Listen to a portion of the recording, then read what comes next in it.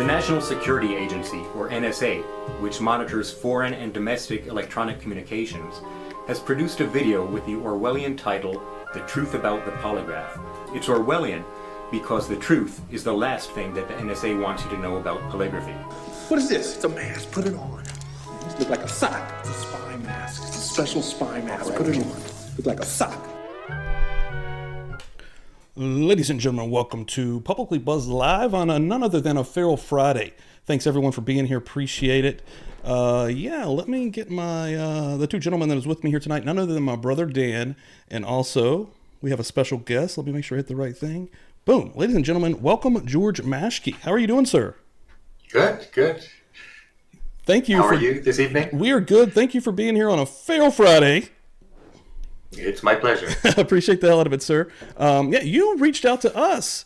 And again, let me first of all, from antipolygraph.org, you have an insane story, sir. And my brother here and me this week in general, and again, we had Lisa Ribacoff on here. That was what kind of got us, at least me, down the road of the polygraph and kind of down the rabbit hole. And then after we had Lisa on here, we've had her on here multiple times, kind of talking about, of course, from a more of a actual pro standpoint of polygraphs. I wanted to get the other side of this thing. And George, you reached out to us, sir. Mm-hmm. Yes. I'm glad you did. Yeah, I actually want to touch on that real quick for a second. So when we had Lisa on, I was never really super interested in polygraphs or polygraph examinations or lie detector tests. I probably saw like the Penn and Teller bullshit episode back in the day, I was on that. Yes. Oh, you were on that? Yes. Oh, that's actually really cool. Yeah, actually, I worked many years fairly ago. closely with the producer of that episode. Wow. Okay, that's interesting. I didn't know that. Okay, but what I was getting, it's been a while since I've seen that episode. I remember that episode as well. I do too, yeah. But so Lisa came on, and I did a little bit of research and got my interest peaked, and then you contacted Stevie here, and then we did some research for this show, and my interest is severely peaked. Like it's such an interesting subject. I agree. I find it quite interesting, and especially with my background, I'm a former U.S. Army interrogator. I later became a reserve intelligence officer. And so polygraphy has a lot of overlap with interrogation. In fact, I would say basically polygraphy is an interrogator's ruse. That is a sort of, there are different approaches to interrogation to try to get someone to talk. One is minimization, trying to convince the person you're talking with that it doesn't matter if they make admissions because, this sort of behavior is something that everyone does. So you can just tell me and then we can, get past it and things will work out. Well, another approach is to try to convince the person that you already know everything.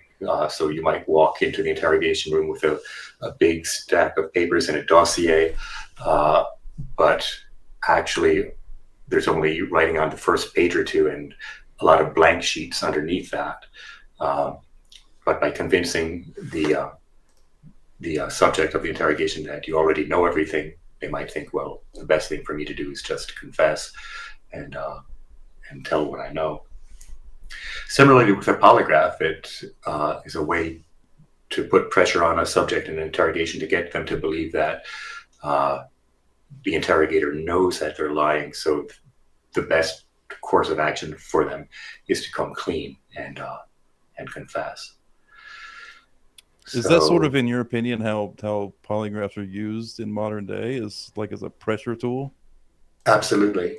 That is the main, that is actually, I would say, their sole utility. And I would argue, we could go into why polygraphy has no scientific basis at all. It's complete pseudoscience, but it does have some usefulness or utility as an aid to interrogation, provided that the person you're interrogating doesn't know how polygraph testing actually works, doesn't know that it's a scam. Because if they do understand how the polygraph works, as our audience will by the end of this live stream. You know, if you've seen behind the little man behind the curtain, you're not going to be fooled by the polygrapher into making any admissions that you don't want to. And in fact, you can manipulate the charts in a way that'll make it look to the polygraph operator that you're telling the truth. So, and this is where, you know, I mentioned the utility of the polygraph as an interrogation tool, but it can have a counter utility, a harm associated with it, to the extent that the person doing the test and the people relying on those results actually believe in polygraphy, and that polygraph outcomes are some indication of what's true and what isn't. George, sorry, George. The methodology is vulnerable to very simple countermeasures, things you can do to manipulate the outcome that anyone can learn, and that polygraph operators have no demonstrated ability to detect. And we can get into that too. And before we get any deeper, I did want to kind of start out with your story, though. Like before 1995, though, did you have any prior knowledge or any kind of engagement at all with a polygraph machine before that day in 1995? Yes, I did, and I can tell you about it now. Which up on antipolygraph.org, there's a public statement I've written about my experience, but I don't think I mentioned then. I wrote that like 20 years ago. And there was something I did when I was stationed in Germany in the 1980s. I was an Army interrogator then, assigned to a strategic debriefing unit. And I was tasked to provide translation services during the conduct of a polygraph examination done on a person who was spying for the U.S. Army. So this person spoke Arabic. So I was flown to Berlin, met with the polygrapher, who had, given me a list of the questions that were going to be asked. So I was going through my dictionaries, making sure I knew as much as I could about the topics to be discussed, preparing myself for that.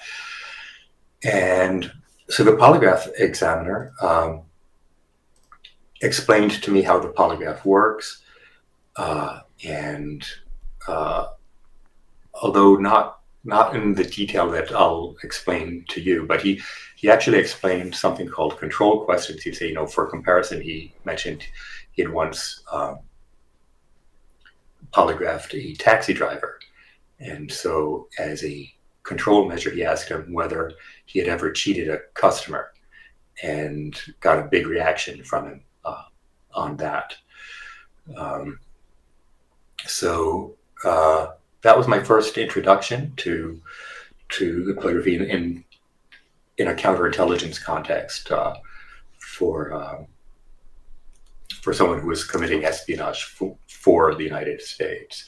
Interesting. The outcome was inconclusive, and it ended with the polygrapher asking me what my gut feeling was regarding whether the subject was telling the truth or not. And so I shared with him, I didn't sense in any way that the subject was lying or dishonest. He seemed candid as far as I could tell. But and I think that is really how accurate polygraphy is. You can't really put a percentage accuracy on it. Say it's 70% accurate or 50 coin toss accuracy. I think it's really about as accurate as the polygraph operator's best guess. And that guess is going to be informed by what he or she knows about the case going in. So, for example, if in a criminal investigation, if the polygrapher knows going in that the subject had the means, motive, and opportunity to commit the crime, that's going to influence the outcome of the test. And on the other hand, if the polygrapher going in thinks that this person probably didn't do it. They have a seemingly good alibi, and they build up some rapport with them, then the subject is more likely to pass.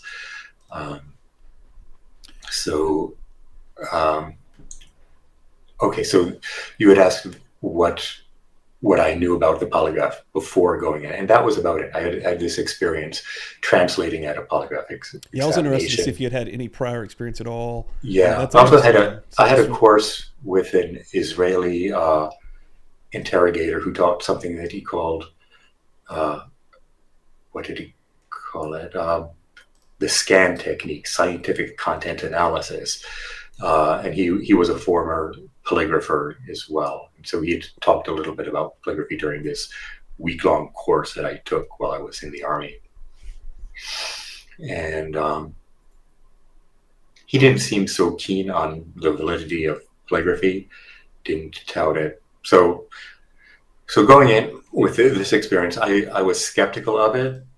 And, you know, you think about it, with a polygraph, basically what they're purporting to be able to do is to read your mind, to know with a machine whether or not you've spoken the truth. And if these things were really physical reactions, right? Yeah, based on your heart rate, your palmar sweating, the sweat from the surface of your hands, and your respiration. So you would think that if these things were really accurate, they would be everywhere for almost where any important question of truth or deception was involved, but they're not. And well, there's a good reason for that. So I went in, I was skeptical of polygraphy. It seemed to me unlikely to be accurate. So in 1995, when I applied for a job with the FBI, I was quite anxious, you know, about the risk of being wrongly branded as a liar. And that turned out to be a reasonable fear, because that's exactly what happened.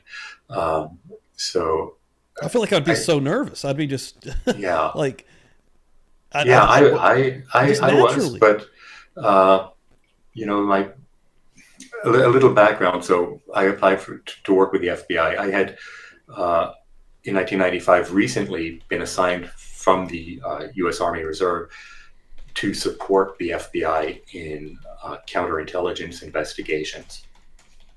The first time was during the first Persian Gulf War in 1991. I was assigned to the Washington Metropolitan Field Office to support the anti-terrorist task force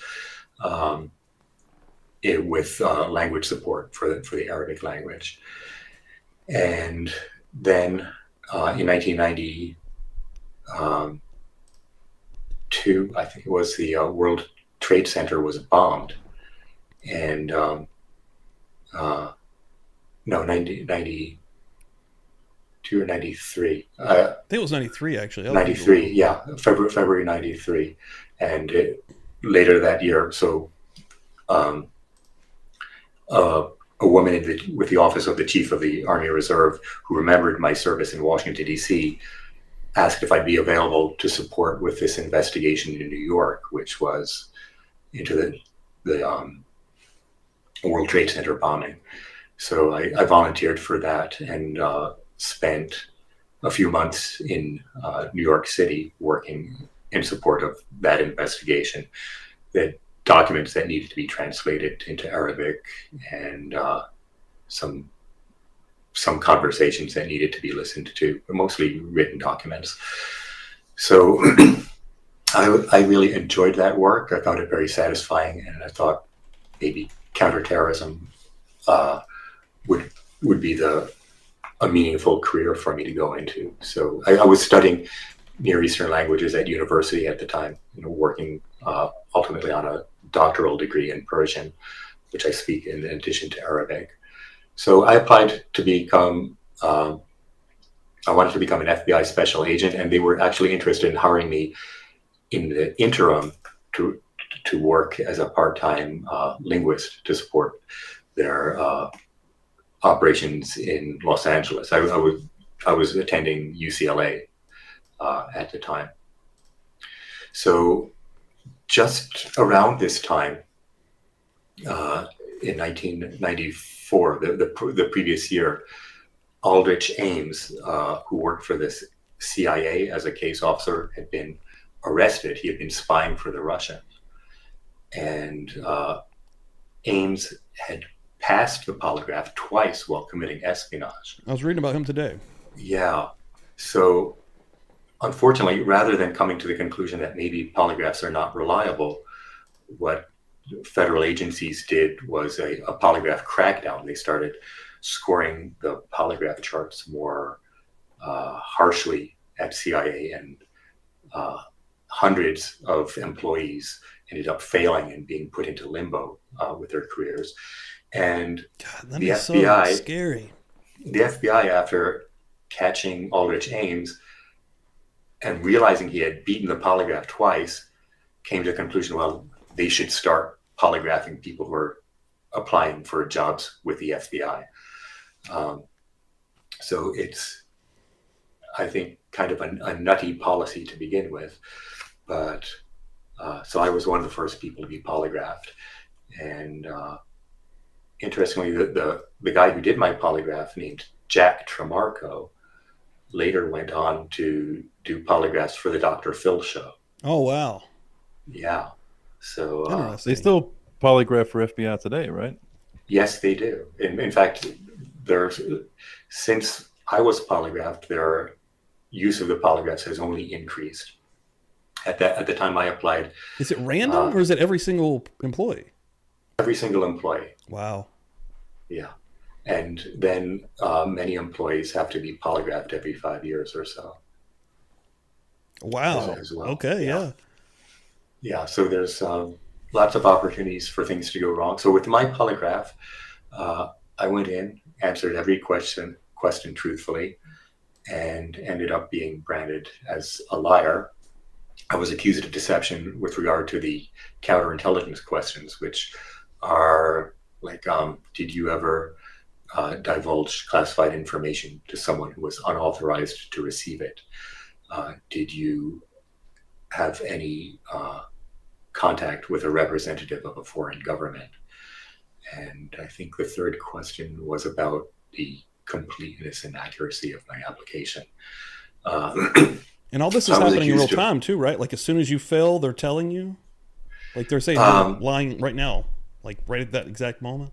So no, it's not like thumbs up or thumbs down like you might see with some television shows, but rather the polygrapher asks all the questions, and there were 2 question series, and there still are for federal law enforcement agencies. There's one series, like I mentioned, the counterintelligence series, but there's also a series that is sometimes called lifestyle, or what you'd have on a full scope polygraph, where the questions are about illegal drug use and undetected major crimes. So I was questioned on these 2 series, and then the polygrapher scored the charts. This is 1995. My charts were on paper charts. So the polygrapher will excuse himself from the room, spread out the charts, score them, and then conduct a post-test interrogation if the results are deception indicated. Okay. I think I might have said my last question a little bit off, because that's really what I meant. Like, so the entire test happens, but then that same day in the same room. Oh yeah. It was Okay, all yeah, in yeah, one yeah. session. There's yeah. no real wait. Okay. Yeah. Gotcha. So You don't get a letter later. Yeah. no, they at least if you pass, you get a letter later. If you fail, you'll know about it right away, because they'll conduct a post-test interrogation and try to get a confession from you. So my post-test interrogation was actually not very harsh. Sometimes they are. It can be quite unpleasant. Jack Tremarco has had more of a matter-of-fact approach, just asking probing questions, never raised his voice or became aggressive with me. But he did find me deceptive with respect to the counterintelligence questions. And later I learned, when I obtained his report through a Privacy Act request, he also failed me on the drug questions, which I've never used an illegal drug, never committed some undetected crime. So I failed everything, despite telling the truth. This pothead George coming in here trying to become an FBI agent. Yeah, and mind you, I'd been by that time in the Army or Army Reserve for about 12 years and subject to random drug testing, which of course I always passed because I never used an illegal drug. So I wasn't concerned at all about that portion of the examination. So I'm curious I believe that you were telling the truth. So why do you think you failed? Do you think it was a poor examiner or just had it out for you? Or? I kind of mentioned this to Daniel earlier. That's kind of an aspect of it, right? The examiner himself, say you walk into a room and all of a sudden you're having bad rapport for whatever reason. Yeah, it I thought can we start had off on a good bad rapport. foot. I certainly, came in. I felt a rapport with Jack Tremarco during the pre-test and in-test portions. He seemed courteous, professional, matter of fact. I got a little bit upset when I realized that he was just running an interrogation approach on me, and he really was treating me like a criminal suspect. Because I expected, strange. Like, I expected a more professional relationship with another intelligence professional, but no, that's the way they're trained to do polygraph examinations. It is an interrogation. It depends on deception, and I later learned that he had lied to me from the beginning of the test about key aspects of what was going on. wow. So back to my question. Why do Sorry, you Dan, think I cut you off completely. So yeah, why think do I think I failed? Yeah. I don't know. I mean, if why does a coin toss turn out heads instead of tails? So there wasn't any obvious tell. You did two tests back to back, didn't you? Did I read that? The two, yeah, they're considered one test, but with two different question series. So yeah, they were back to back, and it was the same examiner for both. Yeah, series? yeah. Only Jack Tremarco. No one else. It was just him and I in the windowless room at 11,000 Wilshire Boulevard in Los Angeles. That brings up a thought just now, though.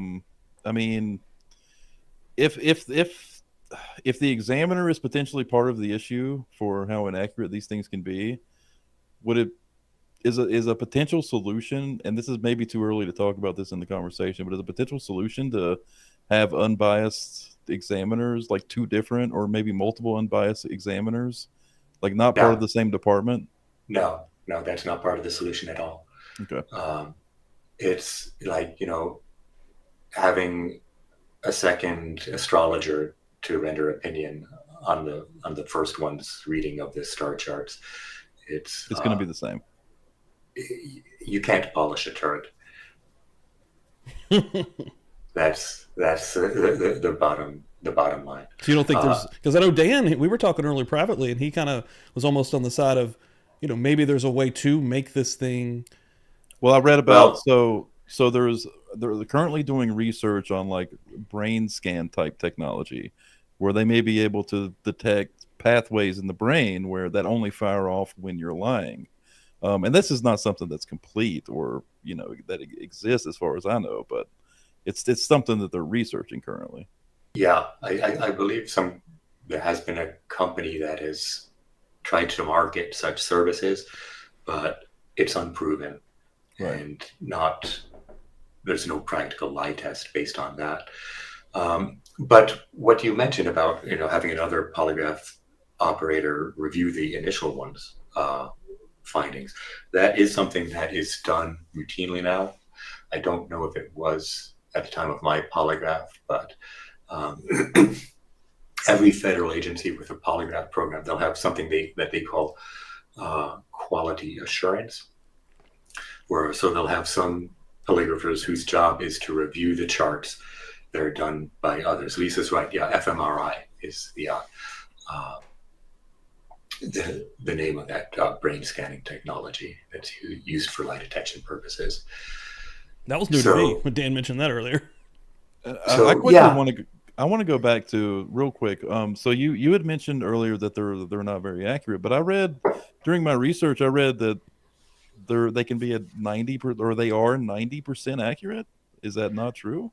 No, that's not true. Although there are studies that have been done that have reached accuracy rates about on that level, but these are typically not real life scenarios. They're experiments that are done typically at universities.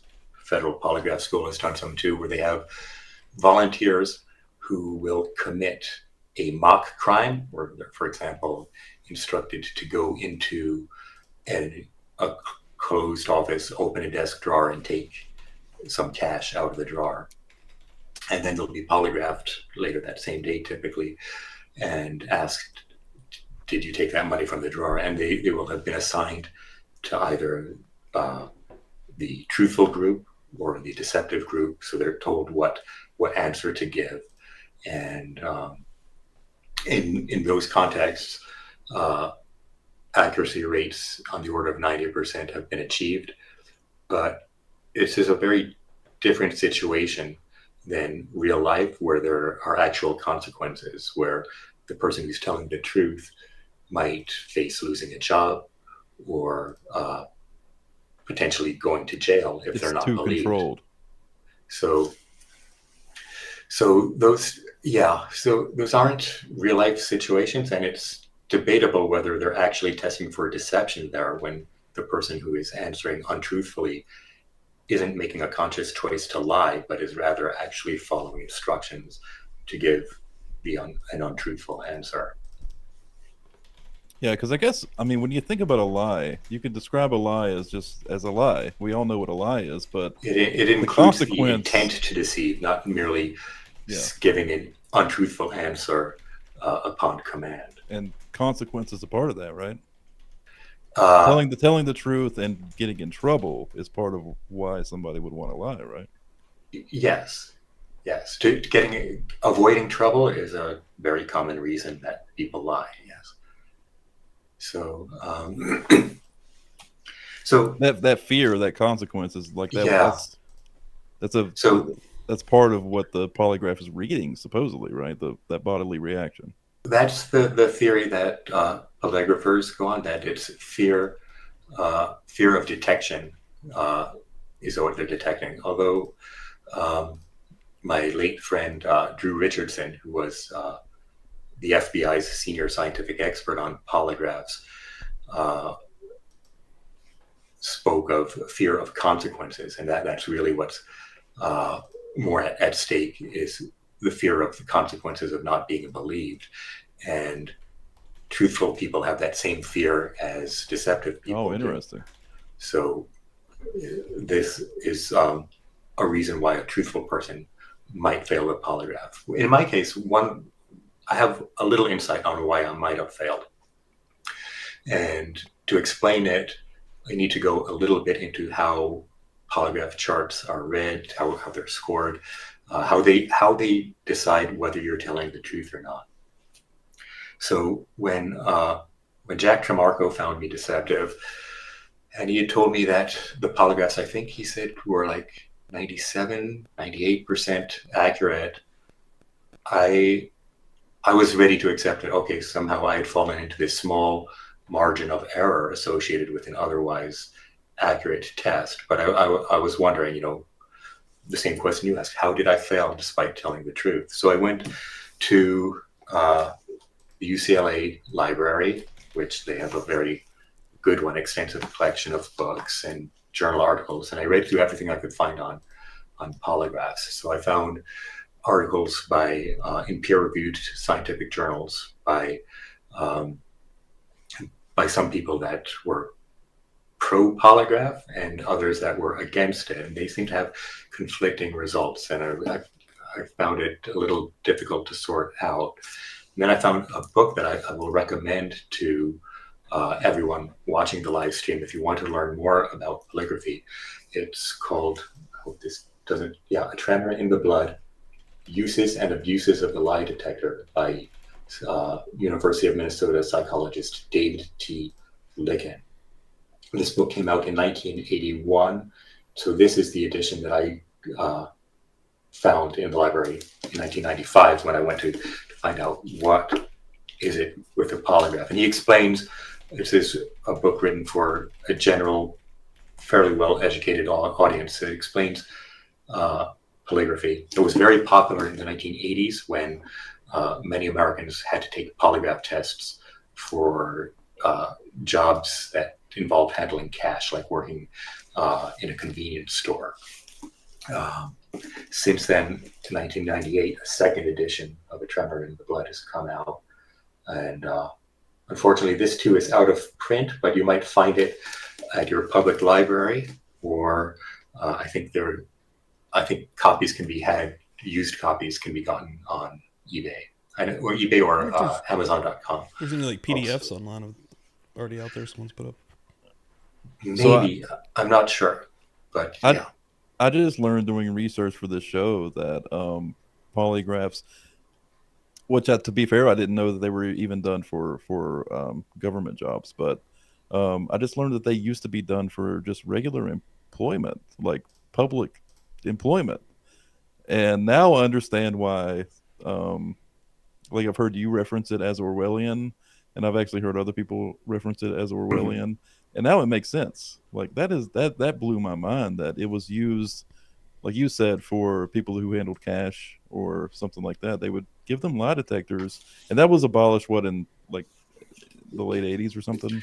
1988, the Employee Polygraph Protection Act was passed. So there's a question here. What's the author's name? Licken is how it's pronounced, but Lykken. And another viewer asked whether this book will explain to you how to pass the polygraph. It has a brief section on how a polygraph test, how you might go about trying to beat one, but it doesn't go into great detail on that question. But I will suggest other readings where you can learn that. And I've co-authored a book which you can download for free, which will explain that. So about how they decide whether you're telling the truth or not, the polygraphers understand that even someone who's telling the truth might be nervous when truthfully, answering an accusatory question, like, did you ever use an illegal drug, or did you ever steal anything? Or commit a major undetected crime. So what they try to do to compensate for that is to ask what are called control or comparison questions. And these might include, did you ever lie to someone who loved and trusted you? Did you ever lie to get out of trouble? Did you ever do anything that you wouldn't want to tell your employer about? And the polygrapher will steer the subject into answering these questions no, to lead them to think that you're not going to get the job, or you'll be thought a criminal if you answer yes. But secretly, they expect that everyone has done these sorts of things, lied to get out of trouble, lied to someone who loved and trusted them, maybe their parents or a spouse, brother, sister. So essentially they're reading those as lies because... Yes. These control questions. They're called actually probable lie control questions. So in my polygraph examination, as I recall, the control questions, one of them was, did you ever lie to someone who loved and trusted you, or something very similar to that. And I had mentioned that I had told, white lies to spare people's feelings, but then Jack Tremarco moved to exclude that from the scope of the question, said, other than that, so like other than what we talked about, did you ever lie to someone who loved and trusted you? And he emphasized that he's talking about like major lies. And that's interesting because the answer is always, I mean, it should pretty much always be yes. We were all children at one time and lied to our parents who loved and trusted us. Like that's. Yeah. So I had mentioned that. And there's not anybody who hasn't lied at some level. But specifically to someone who loved and trusted you, right? That's kind of the hook here. So I understood what he meant by that at the time to be something like a malicious lie, right? Not a lie to spare someone's feelings, or and anyway, after I'd made some minor admissions of the sorts of lies that everyone might tell, he moved to exclude that. So I felt fairly comfortable when answering that question, no. And another control question he asked, which now is not a standard one, was had I ever driven while under the influence of alcohol? And this is used as a control question to assume that if you drink alcohol and you drive, that at some time you've driven when you were over the limit, which I had quite honestly never done. And so I felt are they assuming you regularly consume alcohol, or like what if you consumed alcohol at some point in your life? If you're not a regular consumer, they wouldn't assume that you have also driven and drank. I don't recall whether Jack Tremarco had actually confirmed that I drink alcohol. It may have come up in our pre-test interview, but so there was no long interrogation about my drinking habits. Right. So anyway, the point is how they score the test, whether you're telling the truth or not. With these control questions, if your reaction that they expect to be a lie is bigger than your reaction to the relevant question, like did you ever use an illegal drug? Did you ever commit a major undetected crime? Then it's assumed that you're telling the truth about the relevant questions and you pass the test. If, on the other hand, you react more strongly to the question, did you ever use an illegal drug, than to, did you ever drive while under the influence of alcohol, then you fail. So did I get that right? So if the reaction to the controlled question is stronger, you pass. If the reaction to the relevant question is stronger, you fail. And this basic methodology of polygraphy is unscientific. If it seems simplistic, it's because it is. It's conjectural in nature. The idea that anyone who's truthful is going to react more strongly to the control questions is not supported by scientific research. And as a consequence, errors are quite common. What kind of gets me about the control question thing is that when I sort of thought about it previously, is they would ask you as a control question, they might ask you, and again, I don't really know anything about it, but just based on pure assumption, they would ask you questions that they know are truthful, like your name, your birthday, your mother's maiden name, things like that, and that they get a baseline for what a true answer looks like. Yeah, no, they don't. That's one of the lies that polygraphers tell the public. Those questions that they will know the answer is truthful don't form any baseline at all. They are just like filler questions to be used between pairs of relevant and control questions, and they're not scored. So no, they don't provide any baseline for truth at all. That's one of the lies that polygraphers tell the public. It's a lie that you'll often see repeated in television programming. And what I've explained to you about the nature of these control questions, the purpose that they serve, is something that police don't want the public to know, that federal agencies don't want the public to know, because basically we've ruined the trick. You'll notice that Lisa Ribacoff didn't explain control questions to you because, again, it gives away the game. When you understand the function of the control questions, you know they're not as important as the relevant ones.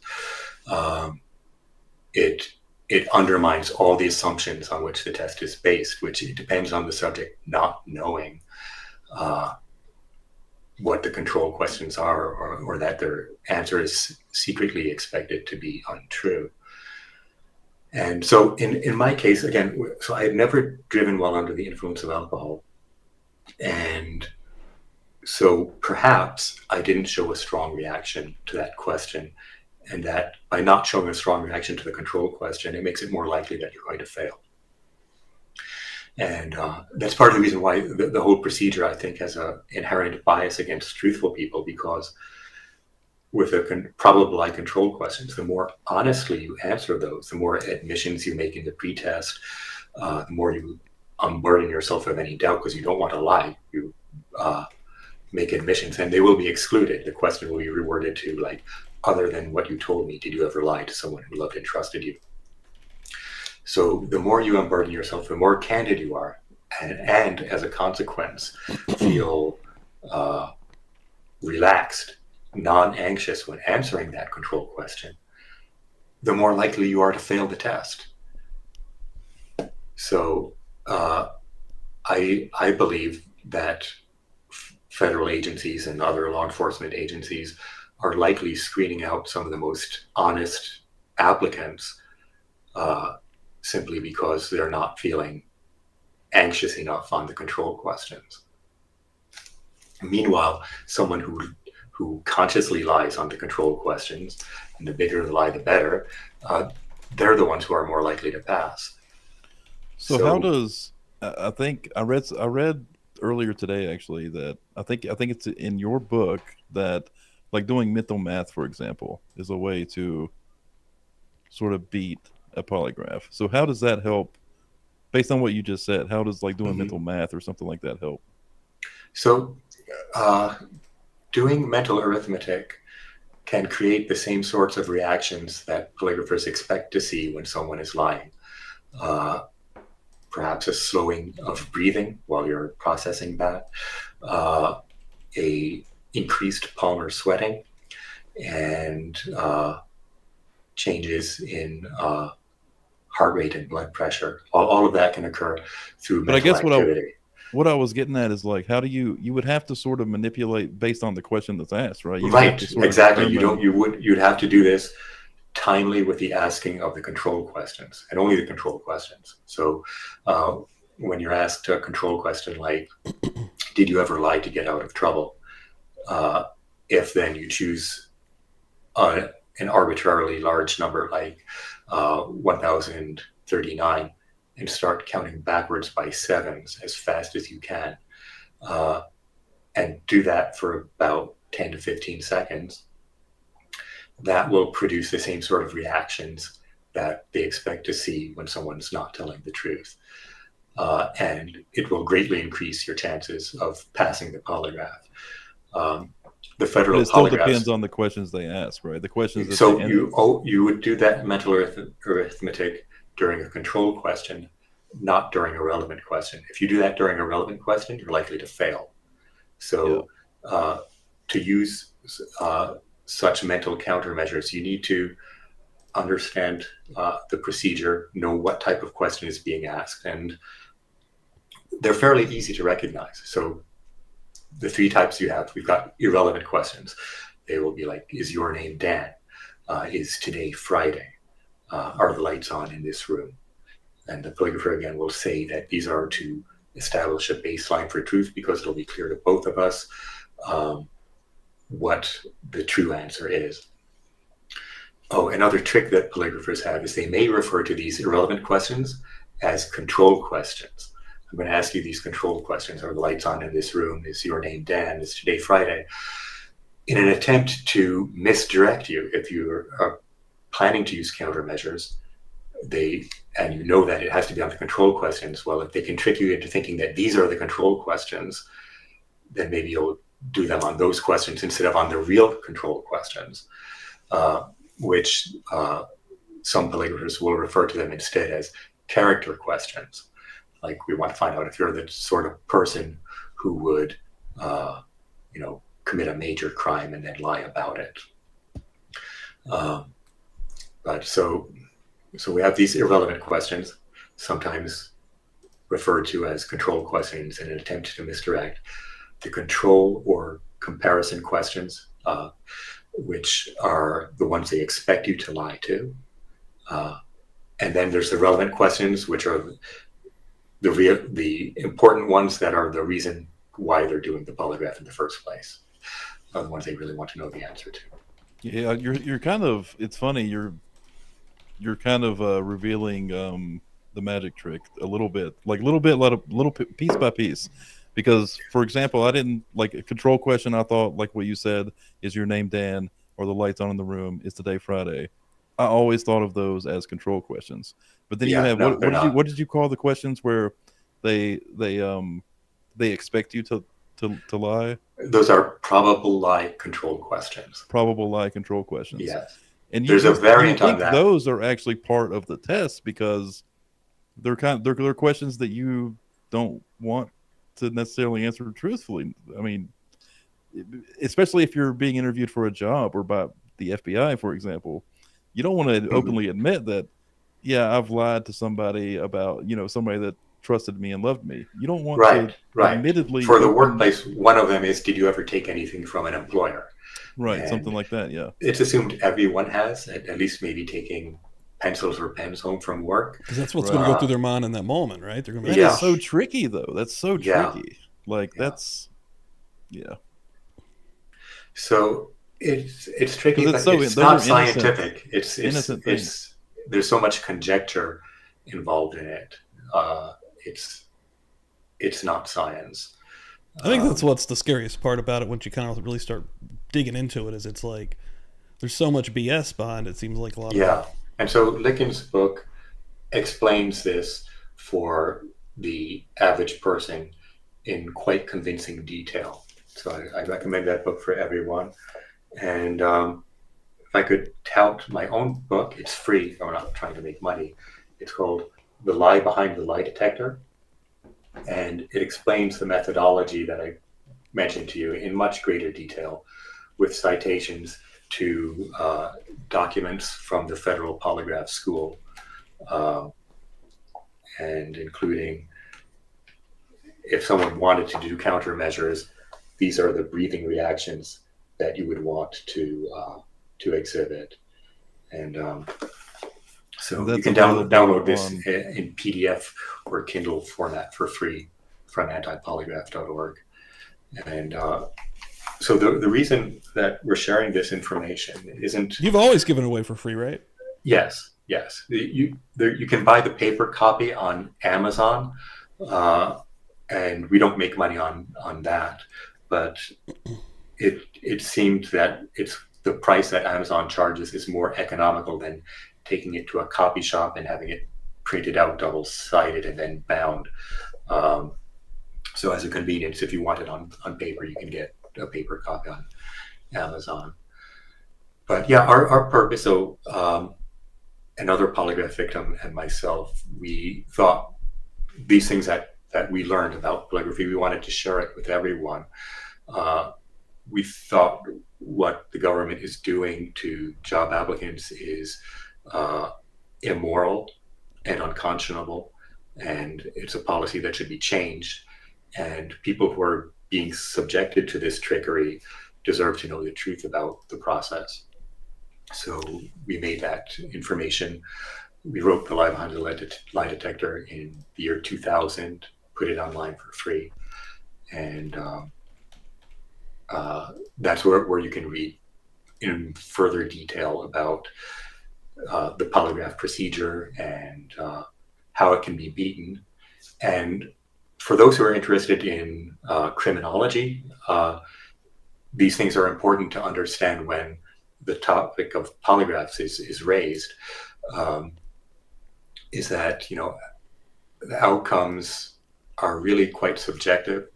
That the fact that a person refused to take a polygraph doesn't mean that they're lying necessarily.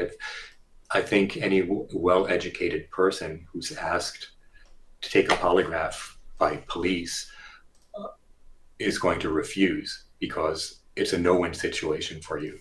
If you're already in that position, yeah, it's not good. Yeah, if you're asked to take a polygraph, it means you're a suspect. Yeah, that's not good. They use a euphemism now, person of interest, which is person of interest means suspect. Yeah. Yeah, if you're in that hot seat and they're they bring you in for questioning, yeah, it's you're over. a suspect. You have nothing to gain by doing it. Not at all. You could tell the truth, and then they probably would hit you with, "What do you got to hide? Why won't you do it?" But I mean, I'd already feel like it's a losing game for you personally. You know, right? So anyone in that that's situation, why you immediately ask for a lawyer. That's why you immediately ask for Bob Mata. Yeah. Well, you don't agree to be questioned without a lawyer present. Yeah. In some cases, the person who's asked to take a polygraph might be someone who actually very much wants to help the investigation, like a family member of a victim.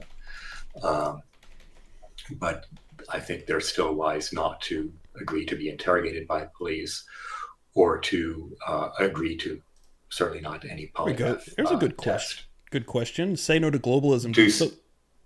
Go ahead. Yeah. Do sociopaths pass easily? It's not clear. There's not. I mean, I see this claim often made, but as Licken points out, this has not been shown to be the case by science. Probably more research, honestly. There's just very little research on the question. Yeah, somebody that suffers like that.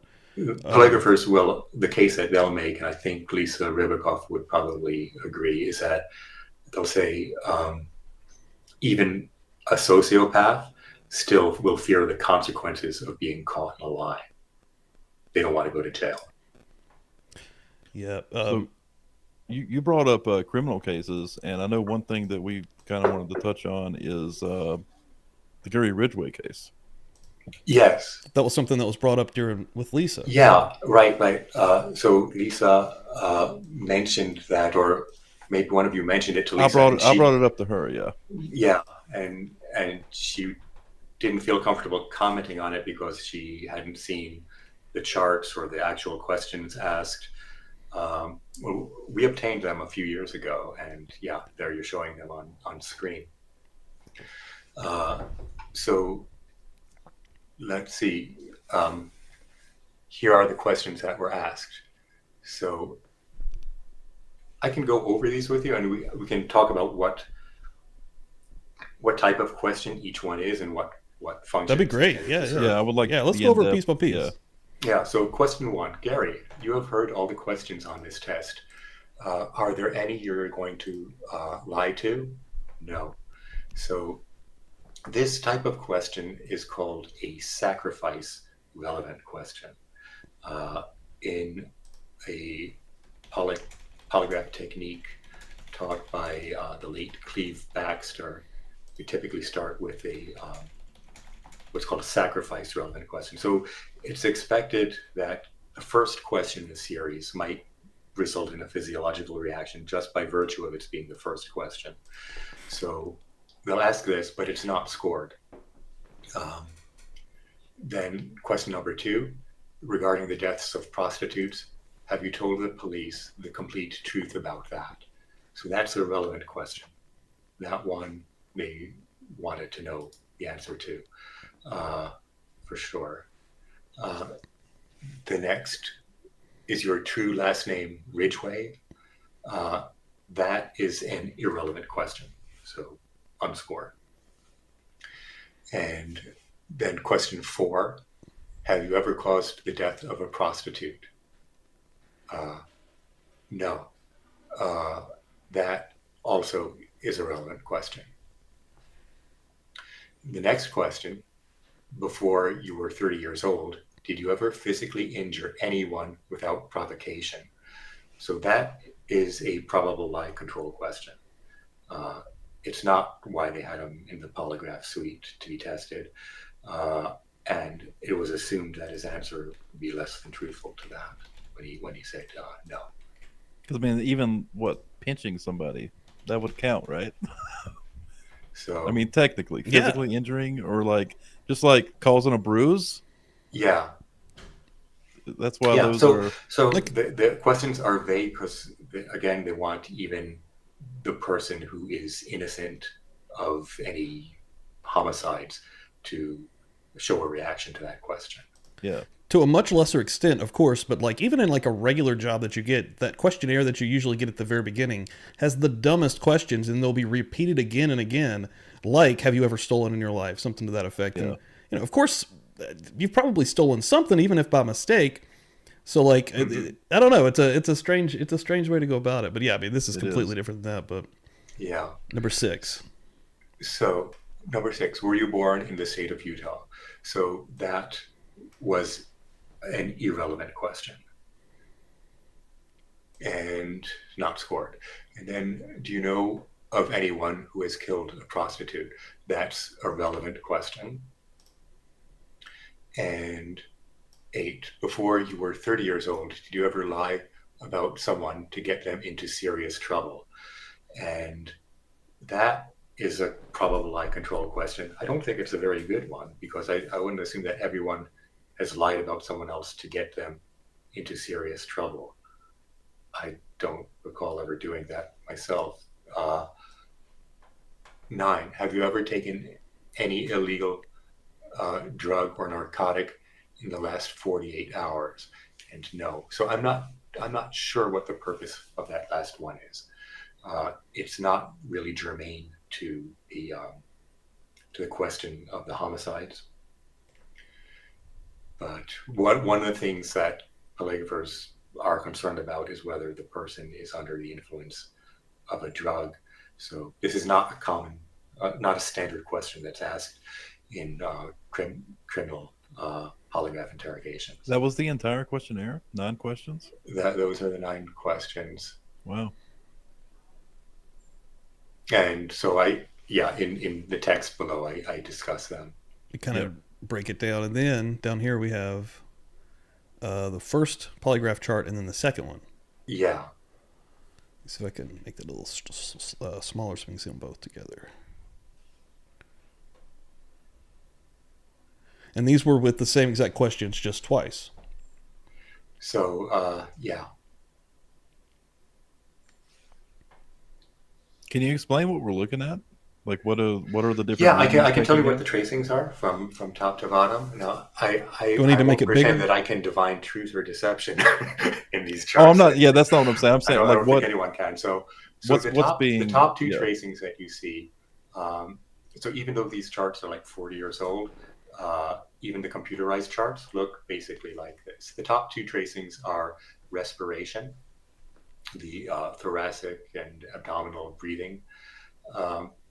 And then the one below that, the thin line, not the wavy line, but that one. Okay. That's the electrodermal response. So that's generated by 2 plates that are on the fingertips. Okay. And then the bottom tracing is a cardiocuff.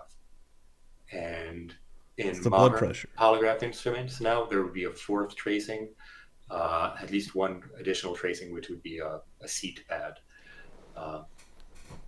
Because that's one something that I read countermeasure, about. we discussed that one way to produce a response is by doing mental arithmetic. Another way is to constrict the anal sphincter muscle. And this was a technique taught most prominently by the late polygraph critic Doug Williams.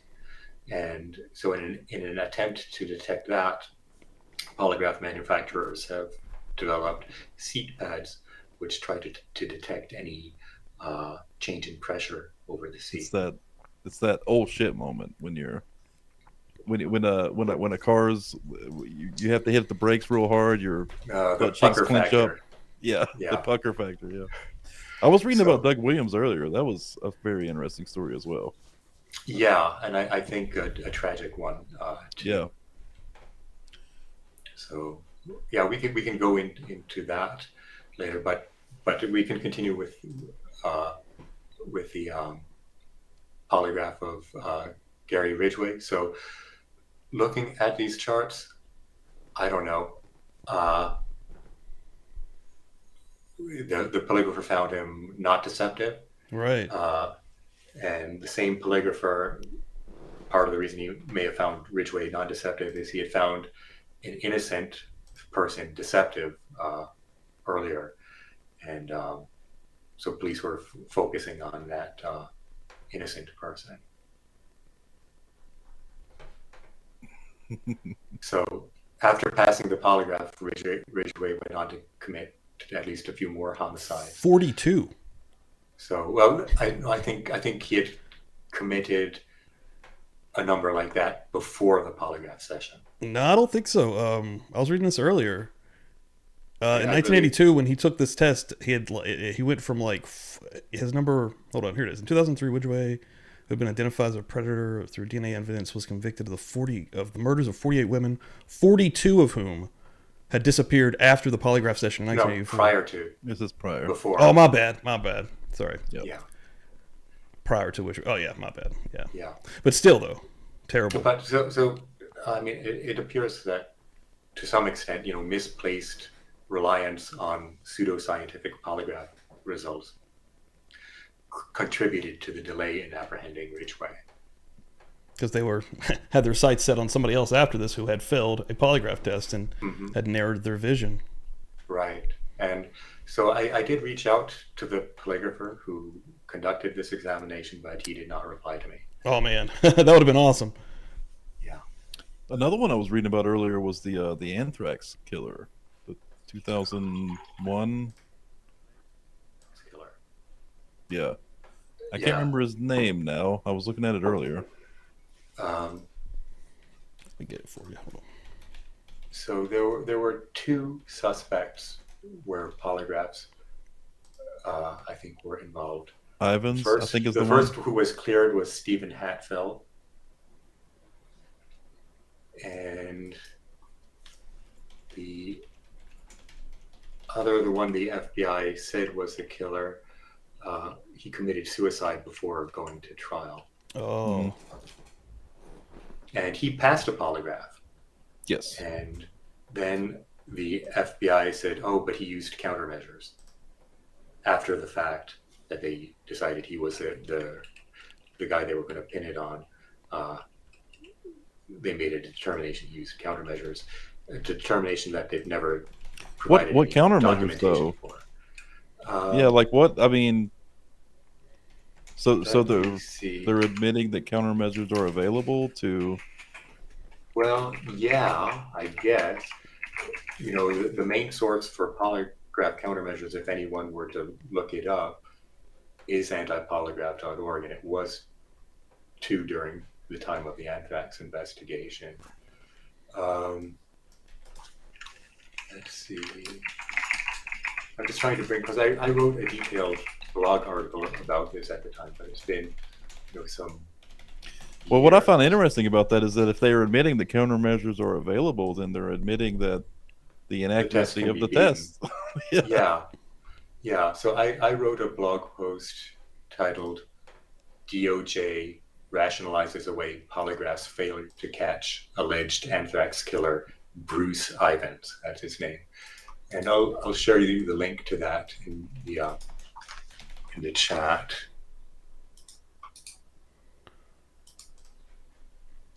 Yeah, Dan, So, real quick, there's did you know, and George just figured this out well before you got in here, did you know that there's a chat feature in there in OPS Ninja? Yeah. Oh, son of a bitch. Yeah. He's like, I'm putting it in the chat, and I'm like, what? Yeah, we've never used it, but yeah, it's there. That's awesome. Yeah. So Bruce Ivins. Yeah, I don't know. Getting it right now. Hold on. So I can read to you from the DOJ's investigative summary. They said, in some sense, Dr. Ivins' efforts to stay ahead of the investigation began much earlier. When he took a polygraph in connection with the investigation in 2002, the examiner determined that he passed. However, as the investigation began to hone in on Dr. Ivins and investigators learned that he had been prescribed a number of psychotropic medications at the time of the 2002 polygraph, investigators resubmitted his results to examiners at FBI headquarters and the Department of Defense Polygraph Institute for a reassessment of the results in light of that new information. Both examiners who independently reassessed the results determined that Dr. Ivins exhibited classic signs of the use of countermeasures to pass a polygraph. At the time, the polygraph was initially examined in 2002. Not all examiners were trained to spot countermeasures, making the first analysis both understandable under the circumstances and irrelevant to the subsequent conclusion that he used countermeasures. So this is just so much BS because there are no classic signs of countermeasures. We've obtained at antipolygraph.org the training materials from the Federal Polygraph School's course on countermeasures, and they have no coherent methodology for detecting countermeasures. And taking psychotropic drugs is not an effective countermeasure in any event. But given the knowledge that this is our key suspect, I think polygraphers could go back to probably any set of charts and find something suspicious in them. Wow, that is super interesting. That is super interesting. Yeah, I didn't read into that one as deep as Dan did today. So, I've also got, you were mentioning this before, that CBS. I wonder, I wonder if they... Yeah, so Doug Williams, who we mentioned, he appears in this CBS 60 Minutes expose on the polygraph. So I wonder if the countermeasures that they have on file or whatever they've built is from Doug Williams, right? Like, he was like the guy. So, yeah, the polygraph, the Federal Polygraph School's countermeasure course focuses, you would think they'd be focusing on what techniques are foreign governments teaching, like what are the Russians and Chinese teaching their agents about how to pass a polygraph. But no, what they focus on is, or focused on the date of information for the documents I have is about 10 years ago when Doug Williams was still alive. So they focus on Doug Williams and on antipolygraph.org and me. So two Americans are the focus of their training. One thing I didn't find out is that did he actually serve time?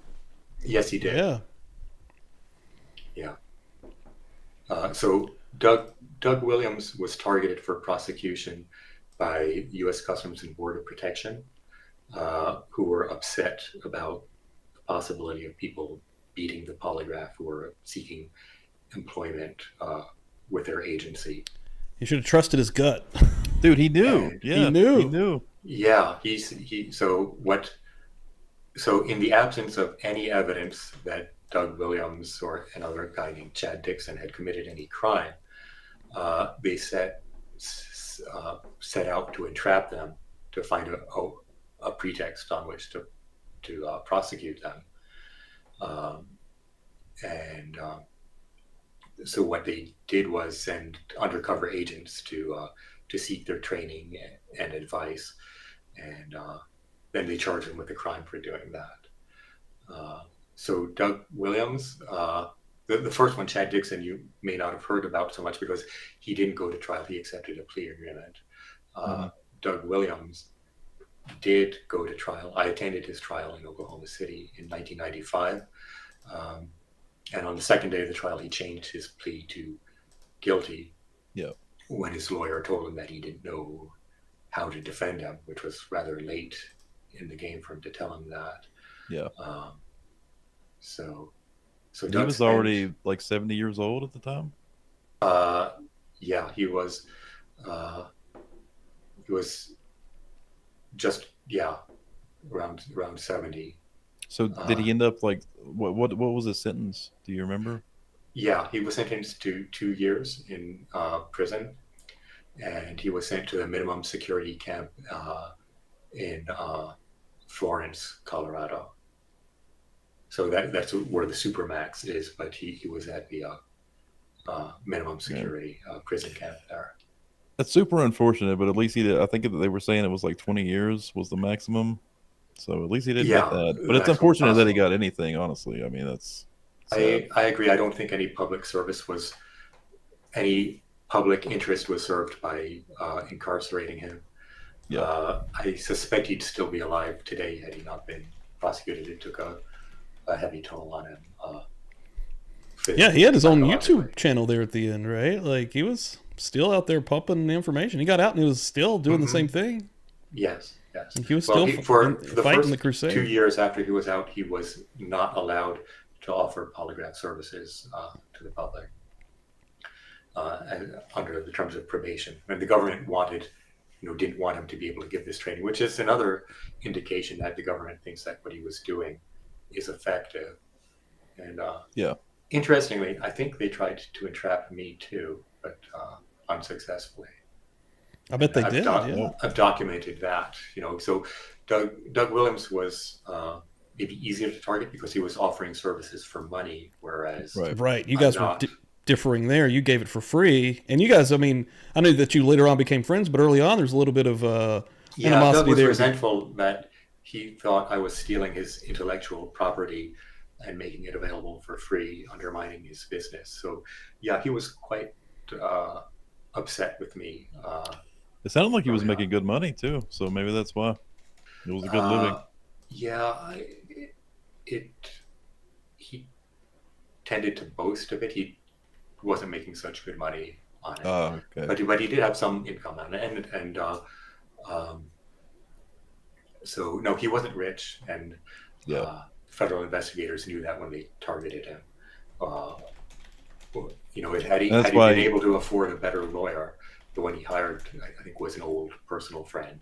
I think he might have been able to mount a. I think there was a defense that he could have argued, but his lawyer didn't. And that's why he ultimately decided to go through with the deal with the undercover guy because, or it was two of them, it was two undercover guys. Right. But I guess he needed the money. But he knew. That's what's crazy is he actually knew Yeah, that he it was a suspected scheme. it was a setup. Yeah. That's what sucks. Yeah. But they kept wearing him down until he agreed, and Mm-hmm. yeah, that's crazy. So in some sense, the government considers sharing the sort of information that I have with you about polygraph procedure and countermeasures to be, boarding on the criminal. We're going to prison. Ladies and gentlemen, we're on a list. I made a joke. The FBI just busted down our door, baby. That's how I was amping this up on social media, George. I was like, man, we're going on a list. George is So in the I can Netherlands. tell We're in the you United when- States. We're in more danger. So, yeah, some polygraphers tell their subjects that they should disregard anything I have to say because I fled to the Netherlands after my FBI polygraph because one polygrapher told his subject that because the Netherlands doesn't have an extradition treaty with the United States, trying to create the impression that I'm here as some sort of fugitive from justice, which is certainly You're not a fugitive, You're George. basically Edward Snowden. First of all, the United States does have an extradition treaty with the Netherlands. And secondly, I travel back to the US rather frequently. And so at least once a year.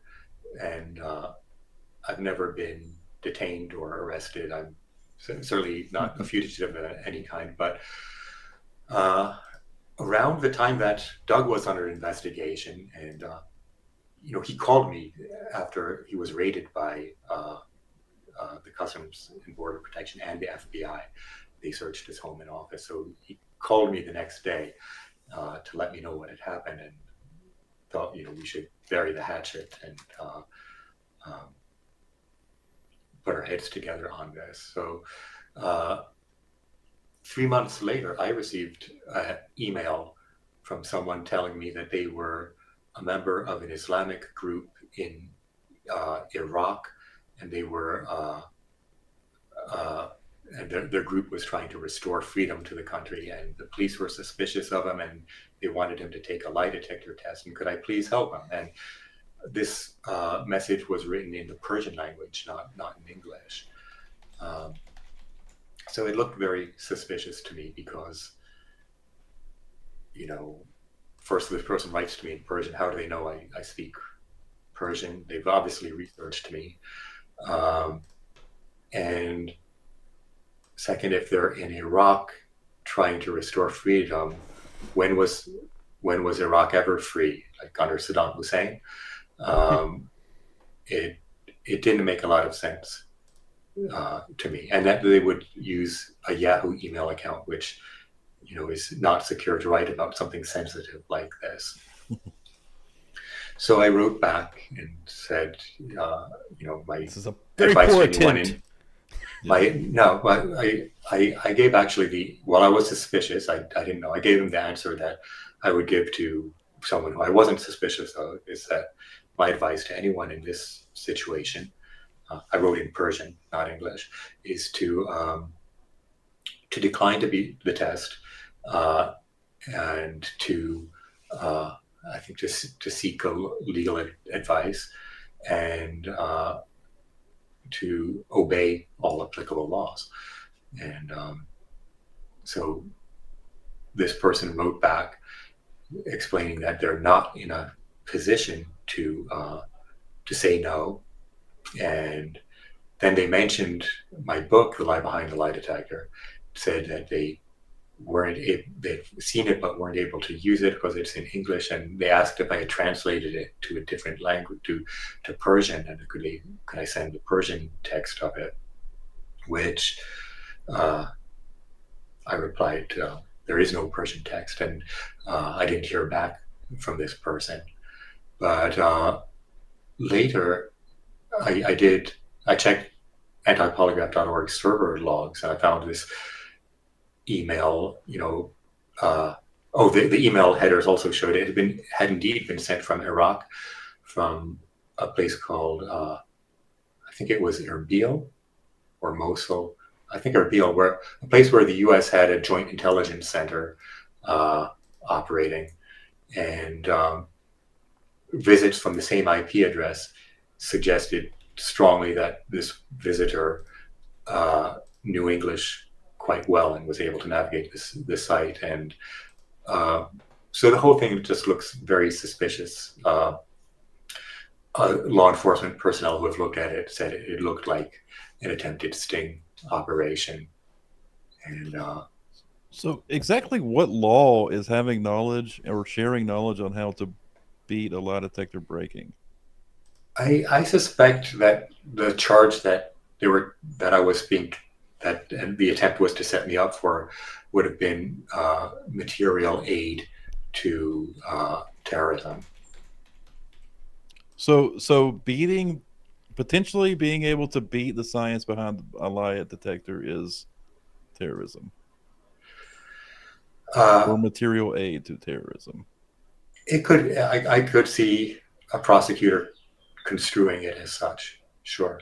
Oh, I can see that, but it like just doesn't make like offering web services for ISIS, for example. Some people were prosecuted for that.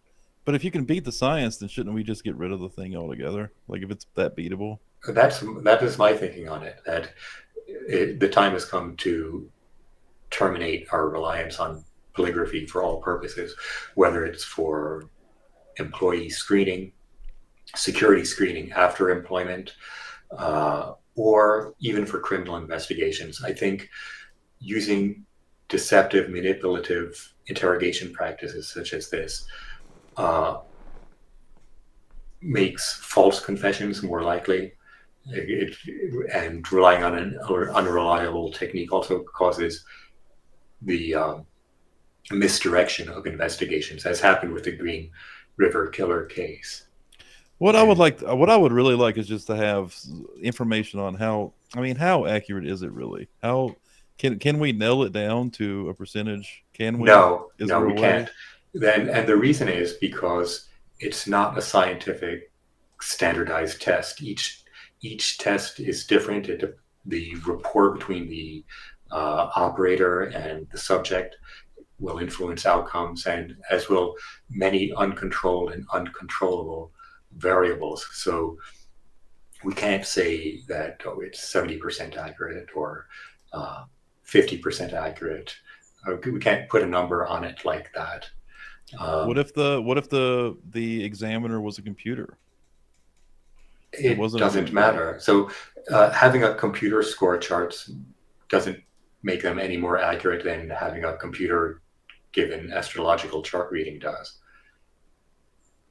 It's garbage in, garbage out. So, but you're saying... I think the biggest problem is the human factor, is the person giving it. Like, I don't know if we would be there yet with computers, but I could see where it could get more close than where it's at now, like if it's going to be a thing. Well, as I mentioned earlier, you can't polish a turret. As my friend Dr. Alan Zelikoff has said, in science, it's not sufficient to measure well that which should not be measured at all. And so the problem is the things that are being measured by the polygraph, your breathing, your sweating, your cardiovascular activity, these things aren't in a determinative way correlated with lying. There's no lie response that people exhibit that they might not also exhibit when they're not lying. And so computerization won't help with that. And by the way, there's been computerized chart scoring for at least 2 decades or so, a system called PolyScore. Well, I'm not talking about the scoring being done by the computer, but the questions. Oh, the administration? Yeah. So there have been efforts to replace the examiner too. Polygraph instruments now, you could have the questions read aloud by the computer, not the examiner. So what if the computer comes up in with an the questions? even tone of voice? I mean, AI. Well, again, the problem isn't really what questions are asked, because when the underlying methodology is flawed, adding artificial intelligence isn't going to correct for that. And I think you're kind of answering what my final question was going to be is, are there any redeeming qualities to the polygraph test?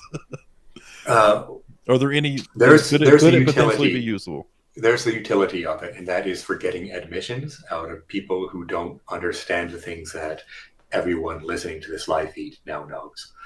That it's junk science, that it's easily fooled, and that while the polygrapher will appear very confident when accusing you of failing and saying that you got to, be candid, it's all an act. Which brings me to some of the things Lisa said that I would like to address, if you'd indulge me. Yeah.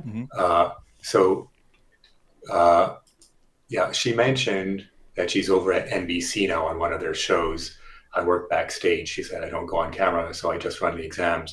I believe that show is the Steve Wilkos show, which her father worked on before her. He got fired after racist text messages that he sent became public in the context of a lawsuit where her family business was sued for bilking a customer out of millions of dollars.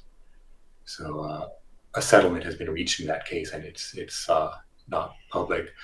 But the Steve Wilkos show, I think, is a horrible show.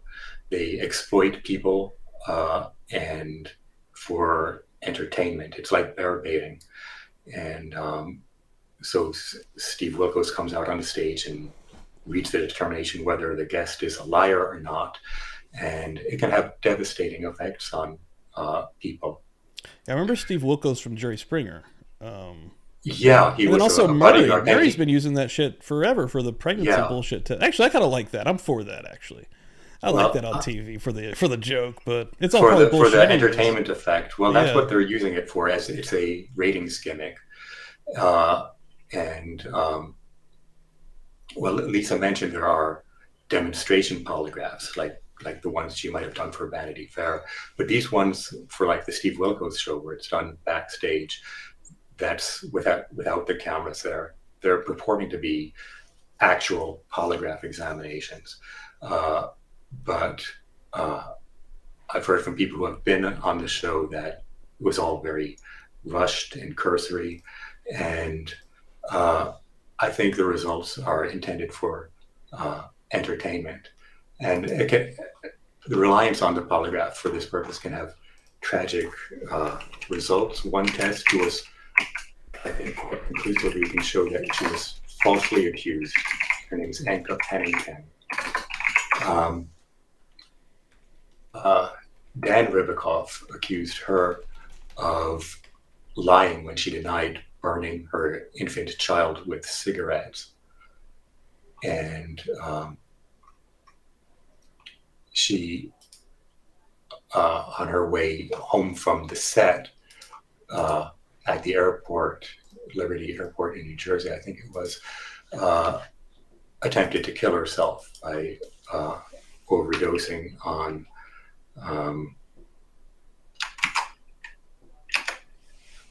an over-the-counter pill, acetaminophen, or Tylenol.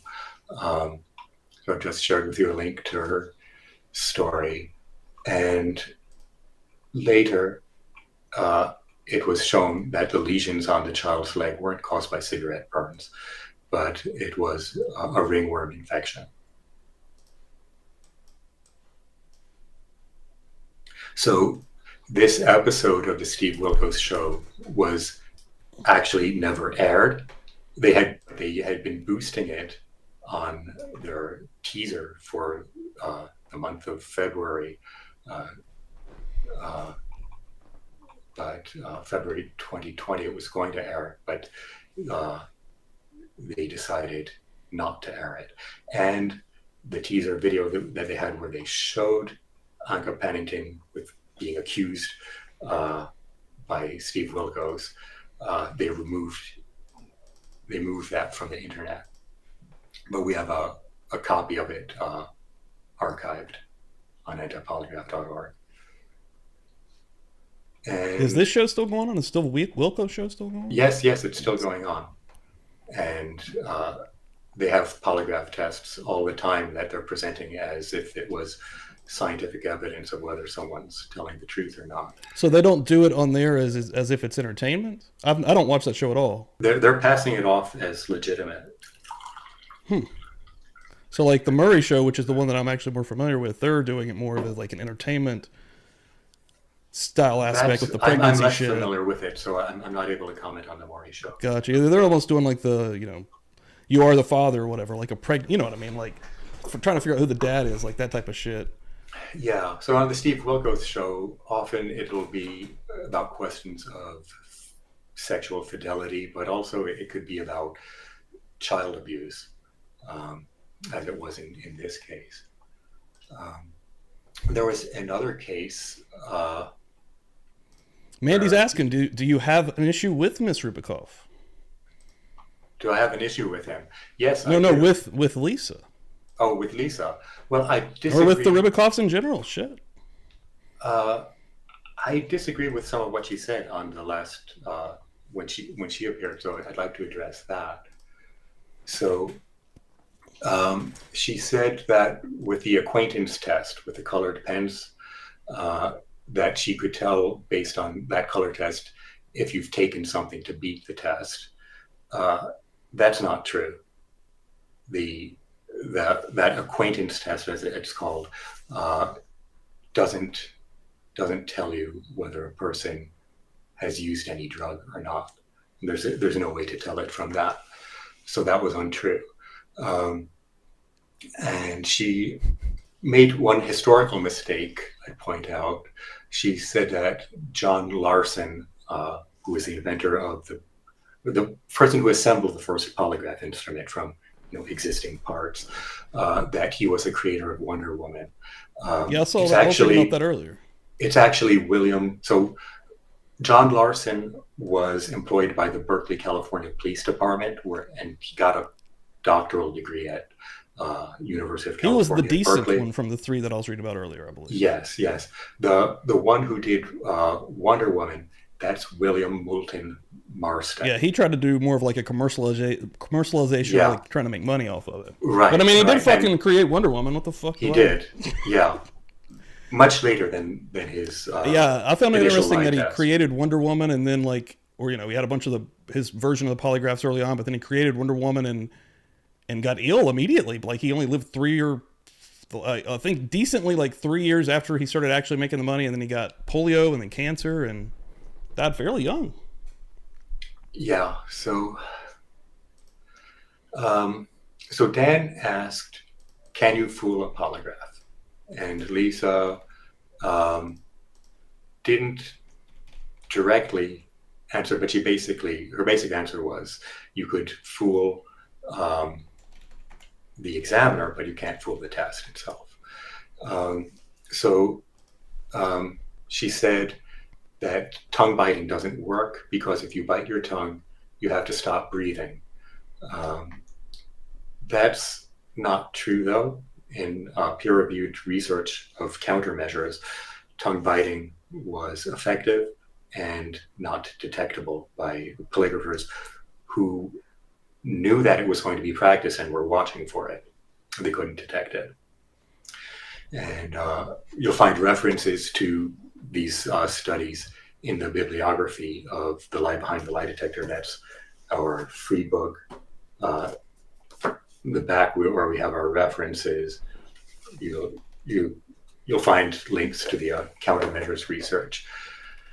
So no polygraphers have been able to show that they're able to detect countermeasures of that kind, like tongue biting. And she didn't address the mental countermeasures, like counting backwards by sevens or threes even, or thinking scary thoughts.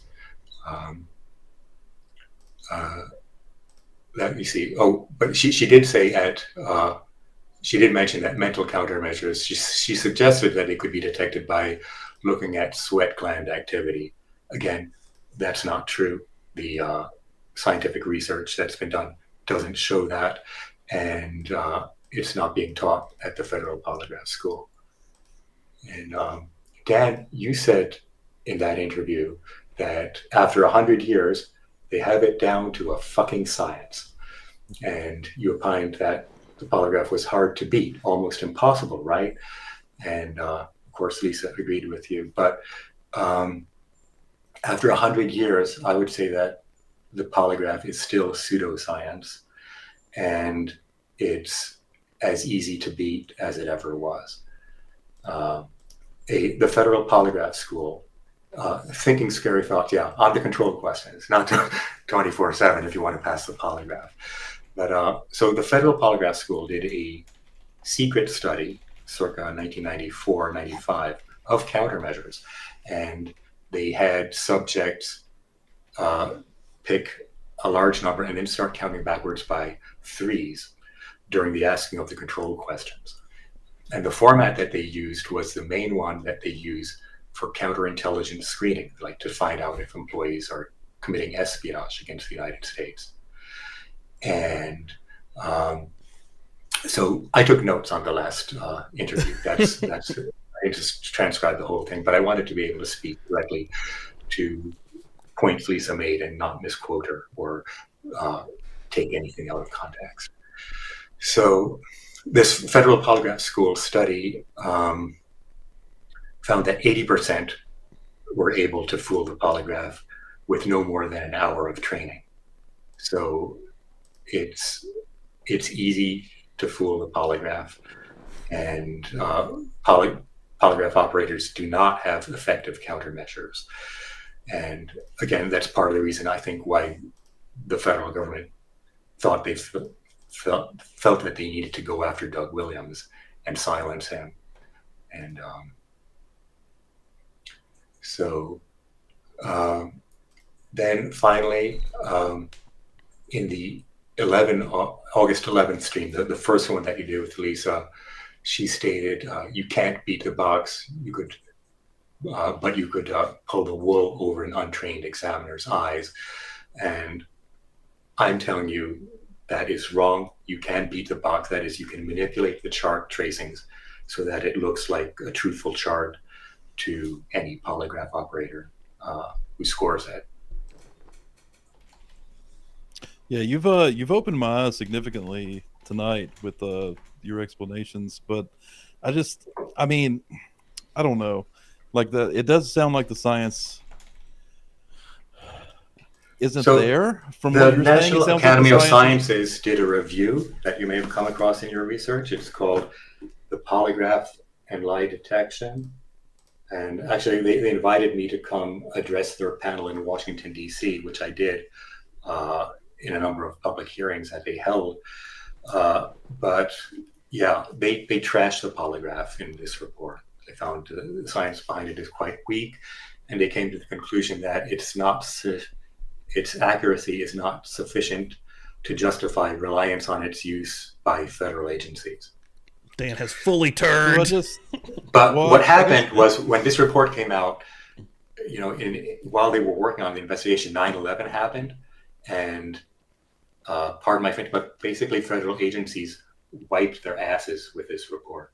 Oh, you can say anything on here, George. Instead of taking it into account and abandoning their use of a unreliable, unscientific procedure, they doubled down on it.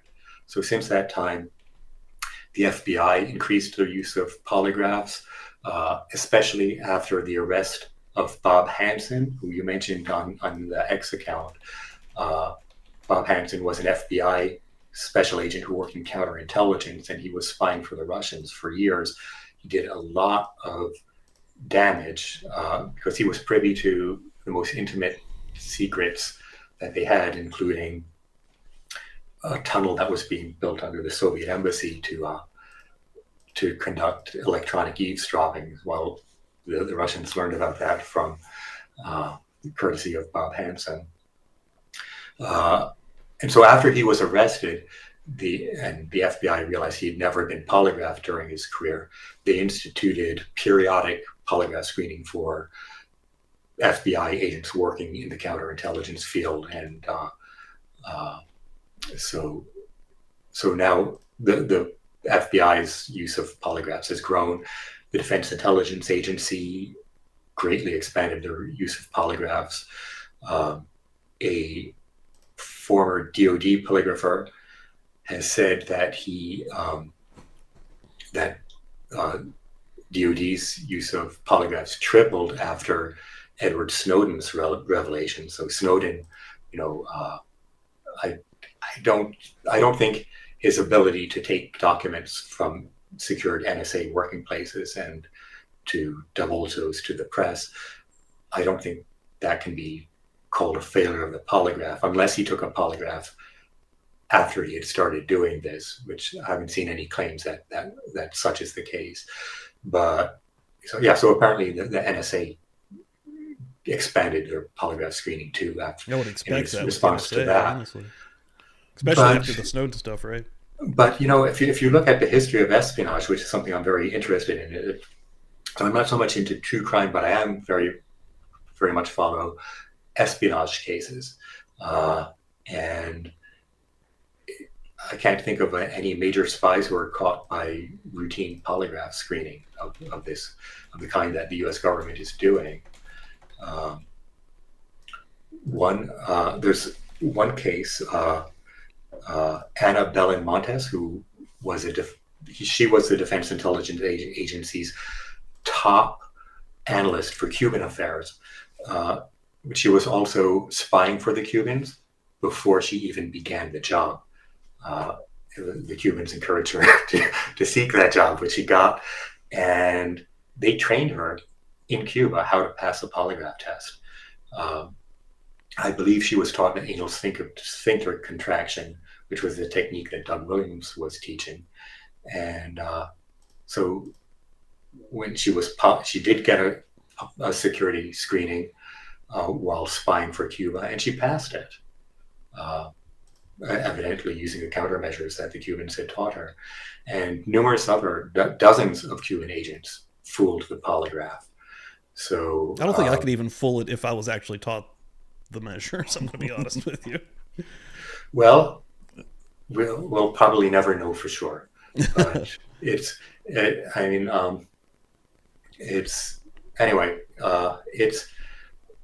what the available literature shows is that indeed the polygraph can be beaten, not just pulling the wool over the examiner's eyes, but manipulating the charts. That can definitely be done. There's no demonstrated effective method of detecting such countermeasures, and we've got extensive documentation of countermeasures, including documents produced by the Federal Polygraph School on antipolygraph.org that everyone is welcome to review if interested. And that literature is referenced in our book, The Lie Behind the Lie Detector, where we explain countermeasures. And again, I saw in that literature course material nothing that would enable detection of mental countermeasures or tongue biting or certain breathing reactions that you can produce that they expect to see. And those breathing reactions generally involve breathing a bit more slowly or more shallowly or both, and then resuming a normal breathing pattern. Yeah, and There's that's always actually the George Costanza technique of if you believe it, it's not a lie. Oh yeah, that was on what's the TV show? That was George Costanza's advice. Yeah, to, and Seinfeld. Yeah, on Seinfeld. And it's not a lie if you believe it. Yeah, if you truly believe it. But you can't really convince yourself to believe your own lie, because if you did, then it wouldn't be a lie. In the common understanding that lying involves an intent to deceive. Right. Yeah, and the longer, actually, what about the old tell, if you tell a lie long enough, it becomes true, right? In your own head. So like if you're living a lie so deeply. False memories. I think self-deception is a thing, and false memories can happen. And false memories, maybe suggested by a polygrapher, can result in false confessions, and that is something that has occurred in major cases. There's one in New York State of a guy named Jeffrey Deskovich, who accused of lying by a polygrapher. He was a high school student, polygraphed about the death of a classmate, and he ended up confessing to the murder, and I think he spent about 17 years in prison before he was exonerated by DNA evidence, which pointed conclusively to the killer. So that's an example of how polygraphy and other deceptive interrogation tactics used by law enforcement can result in false confessions and tremendous injustice to individuals. Do you have any more questions, Dan? No, I didn't have a question. I had a question.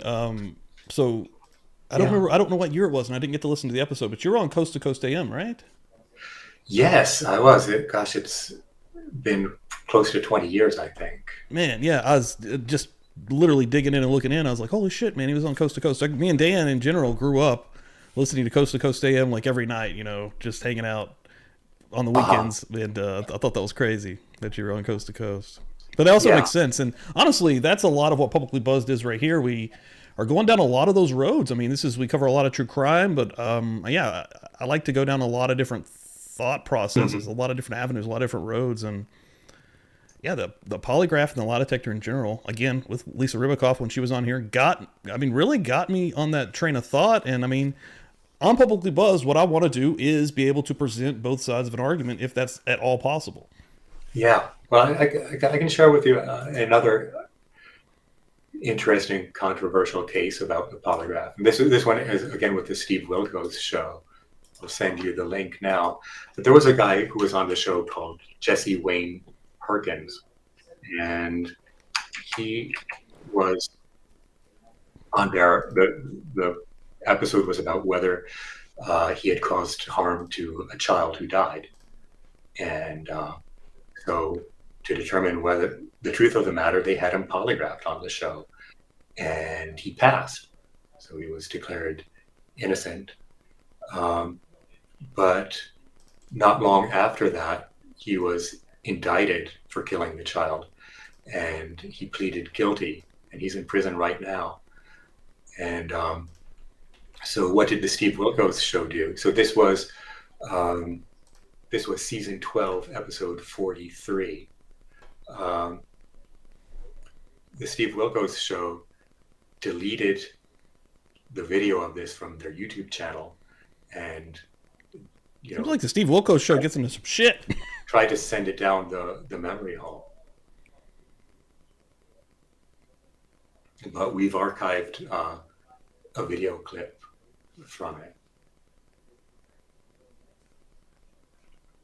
Is that after, I'm guessing he was arrested? Yeah, in the orange suit. Yeah, I think the tattoos were probably covered up with makeup for the show. How did Steve Wilkos get the show? He was just like a bodyguard on Jerry Springer. How did that happen? Well, I think he was a popular character on Jerry Springer, and so the producers... He just ended up getting a his fucking own job. show. That's crazy. Yeah. And there's another case where a woman, her name is Candy Alicia Meinhardt, who faces a trial date, I believe, of September 22nd this month. She was on for a similar thing. Did she kill her child? And she passed the polygraph test. And she was later indicted for first-degree murder. And that was, I can share with you, I haven't posted anything about it on antipolygraph.org yet. I'm waiting to see what the outcome is. I don't assume because she's been indicted that she's guilty. Maybe the polygraph test results were actually right in this case. But Candy Alicia Meinhardt, passed the polygraph, later was indicted, and the Steve Wilkos show has removed any references to that episode too. It's off their YouTube channel. That's so what do you think just to protect the polygraph test? Is that why they're removing them? I think they're trying to avoid embarrassment. You know, for if people point to, look at this episode where they got it it's wrong. It's got to be the worst ratings ever. That's the thing. To avoid embarrassment doesn't seem like a motive to me because it's Steve Wilkos' show. Like, no one's watching the show. No one watches TV. But well, maybe they're being forced forced to take it down. Criticism. They might be still lost in the past, but there's no way people are watching this show outside of like who the fuck would even be watching this? Because everyone's trapped on their phones that would be at the house instead of watching Days of Our Lives now, right? Well, like, how many people I'm not saying following that up like them not pulling it's weird, but I think well. it's crazy that they're like, because there's so much crazy shit out there. Like, I don't think that this is like going to pull them any lower than what they're already like the lowest form of entertainment. It is quite lowbrow. Maybe that's why Lisa didn't want to mention the name of the show when she spoke with you. Not just any kind of show like that. I mean, even Murray was, but I'd still watch it. Like, but that was also in like the 2000s before you had like the stream of TikTok of just like actually being able to consume all your time with actual entertainment. That's probably even worse than this. I think they would be concerned. If I'm going to be honest, because the fucking shit that you're going to be getting through of these other forms of media might be worse than this. Yeah, well, they represent the polygraph test as being very accurate, and it is a fixture. It's used as a ratings gimmick to build up suspense. It's always more towards the end of the episode where they unveil the polygraph results, and Steve Wilkos will have a long, pregnant pause before saying, what the outcome was. Lisa's got something to say. Hold on. As a point of clarification, so there's no assumption, I did not administer any of the exams for this show as I was a teacher during these times. That's interesting because I know she was a polygraph examiner during these times. But I don't believe what she's saying. She's been a polygraph examiner for years. Do you know that she...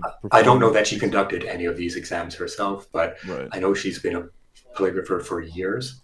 And during the time that these exams were conducted, she was a polygraph examiner. Maybe when she says teacher, she was teaching like a polygraph class. Not like teacher, like in another sense. So she's saying she didn't administer. I mean, she's literally saying I did not administer any of these exams. Right. On the show, the Steve Wilkos show. Well, specifically. we don't have her in context to talk with, so I would assume Okay. the best that she's referring to the specific shows. My bad, Sam. Here. I watched Steve Wilkos, and so does my mom. I think we've all just had about just about all the episodes. Sam's like, right, listen, motherfucker. Some I watched people Steve do watch Wilkos.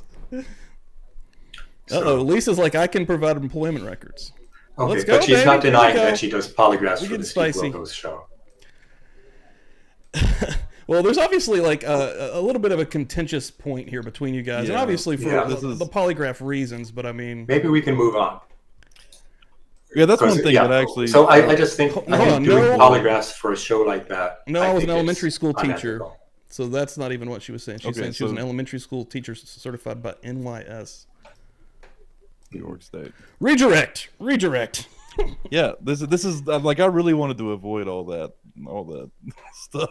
Hold on, real quick. I do want to show this. Yeah. Say no to globalism. $9.99. Thank you very much. I'm going to throw this out there just because I haven't yet tonight. Thank you very much. I appreciate the hell out of that. And I'm going to throw this out there for Missy earlier, who threw also another $10 out there. Thank you, Missy. We appreciate that shit out of you. Yeah. If I could say one last thing about the Steve Wilkos show, and not about Lisa. And again, she says she didn't administer any of these tests that I've talked about. That's fine. I'm not saying she did. I have no evidence that she did. So I'm not saying that. Maybe they were done by her father, or maybe they sometimes hire someone else on the show. I think that the first one I mentioned was definitely done by her father, by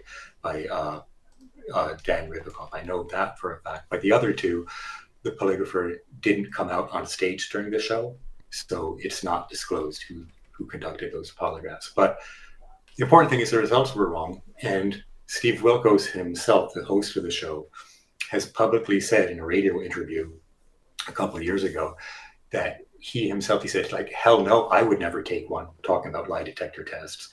And then he talked about a time when he was a teenager that he actually beat a lie detector test in Chicago. Oh shit. Yeah. Well, that's very interesting. He's relying on them, but he claims to have beat one himself. Yeah. Well, Yeah, he's exactly. not relying on them really. I mean, it's all a show. He's an actor in his own show. It's the producers Right. who are doing the show. Steve Wilkos Right. staring at me. Hold on. He's still on my screen over here. Sorry. Just look through the chat here just real quick. Yeah, and if anyone who's watching has any questions for me, or if I think some questions came up I did see that a we few. may I not wish have I'd addressed. And so- one thing about the chat is like if they were really far back there, I can't get like that far back. But I'm looking for a couple here. And if anybody has any more to throw in the chat, do it. Before if we yours wrap was this thing missed. up tonight. Pop it in there. Looking right now. Here we go. Does the decision of a jury equate to truth if comparing the results of a polygraph for an entertainment show to outcome a trial? I'm not sure if that's a question. I don't know the answer to that question. Well, certainly a jury's decision isn't necessarily truth, but Uh-oh. I do want to say happy birthday to Mandy. I didn't know it was your birthday. I've been seeing everybody say that. Oh, Happy shit. birthday. Oh, shit. I missed Happy that as birthday, well. Mandy. Happy Thank you birthday, very- Amanda. Thanks Mandy. for always coming in here and being an amazing mod. Such a good mod. Always kills it. Dan, agree. We were moving right along thanks to you, and this issue has affected my life, bringing back sour notes. That's why I wanted to know about improvements in accuracy over the years. that's something that we haven't discussed. It's often claimed that polygraph tests have become more accurate, especially nowadays with computerization, but that is not so. It remains as much junk science today as it was when John Larson assembled the first polygraph instrument in 1921. Debbie, are you surprised how many agencies use the polygraph still? Why not? So I'm not surprised, but the reason I'm not surprised is because I've been studying these matters for a quarter century now. So, And but I think it is disturbing to me that such heavy reliance is placed on pseudoscience by our government.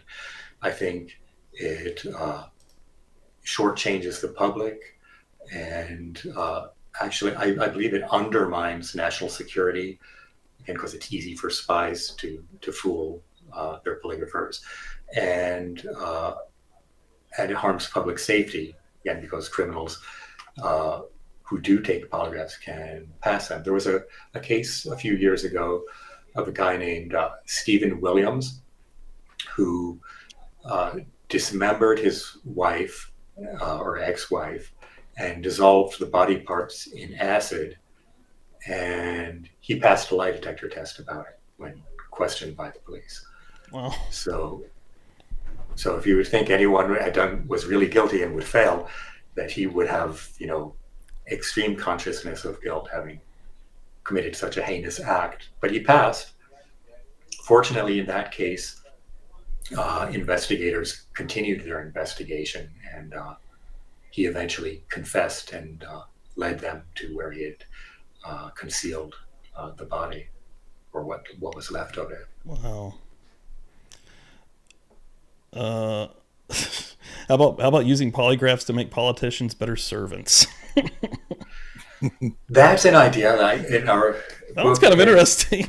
In the lie behind the lie detector, we suggest that, if our government loves polygraphs so much, well, maybe people who run for elected office should have to take polygraphs On national television. Wouldn't that be awesome if the presidents, And, the people running for president did that on TV? I mean, it's course. interesting. They I'd make watch federal that. employees take it. And it was done by politicians. Steve Wilkos. Yeah, well, polygraphs are for the ruled, not for the rulers. But yeah, our politicians wouldn't put up with it. There have been occasions where it's been suggested that polygraph screening should be done on congressional committees when there's been a leak of classified information, and that idea has always gone over like a fart in church, and nothing's come of it. But I don't know, maybe the same Congress that requires other Americans to take polygraphs for their jobs should be willing to submit themselves. I mean, I would think their jobs are at least as sensitive as anything anyone else is doing in the federal 100%. Yeah. Jeez, wild side. I am numb. Okay. Yeah, man. Well, George, dude, thank you for coming on here. It's been an interesting show, to say the least. Yeah, hey, it's been a pleasure speaking with you, and Super if you ever want to revisit the topic, I'm happy to talk with you. Dude, digging down into the polygraph stuff has been super interesting for me also. Yeah, man, it was interesting definitely getting to talk to you. And yeah, having a completely different experience than, again, Lisa Ribacoff, who we had on here before.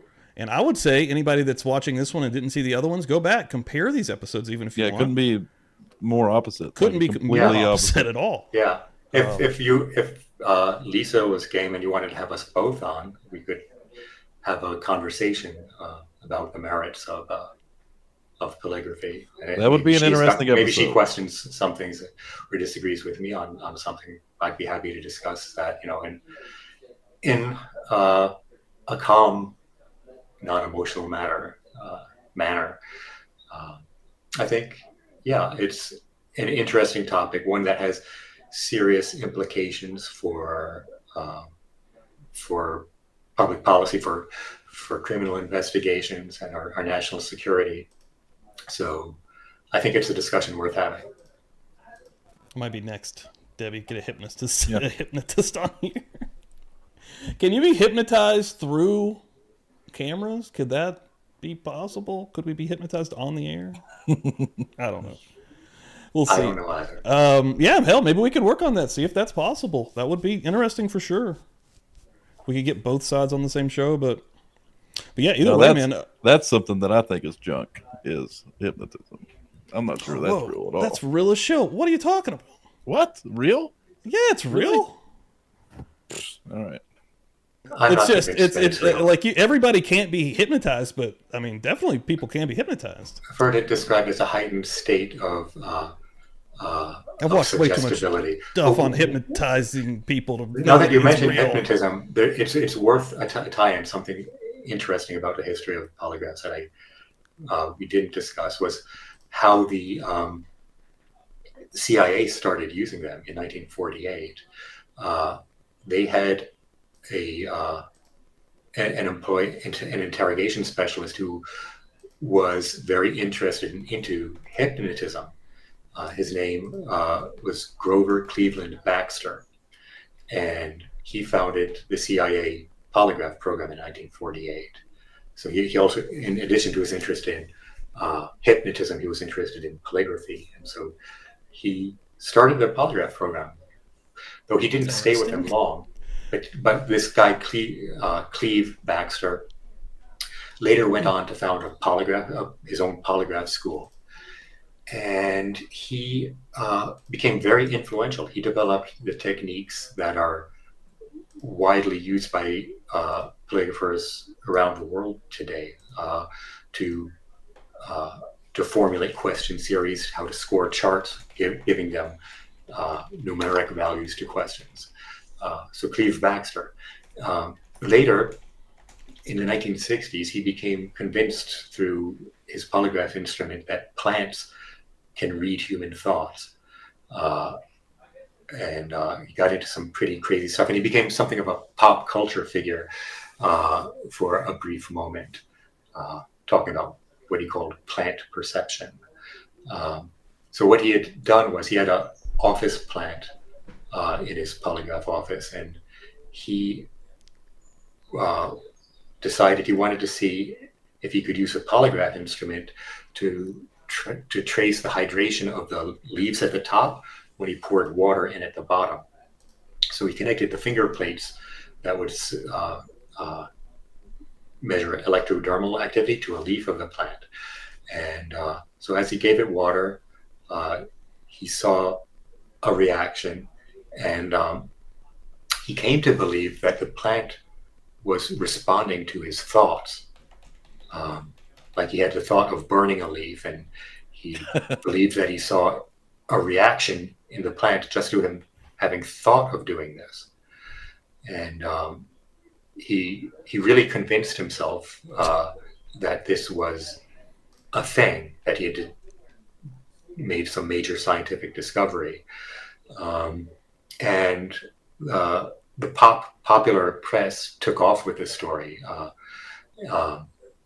I believe that he's been on Coast to Coast with his story too. But anyway, actual scientists, he wasn't a scientist, but who tried to replicate his results weren't able to find the same effects.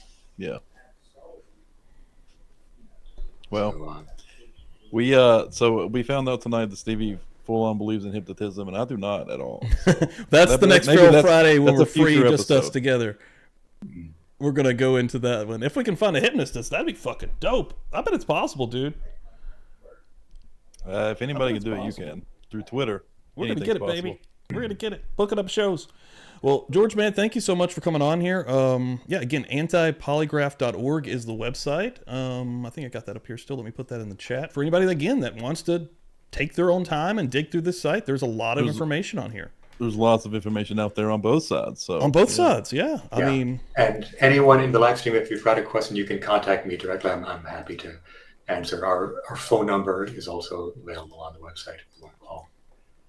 So yeah, and yeah, Dan, let's see. Tomorrow night, ladies and gentlemen, just real quick, tomorrow night we are coming in for a very rare Saturday night stream.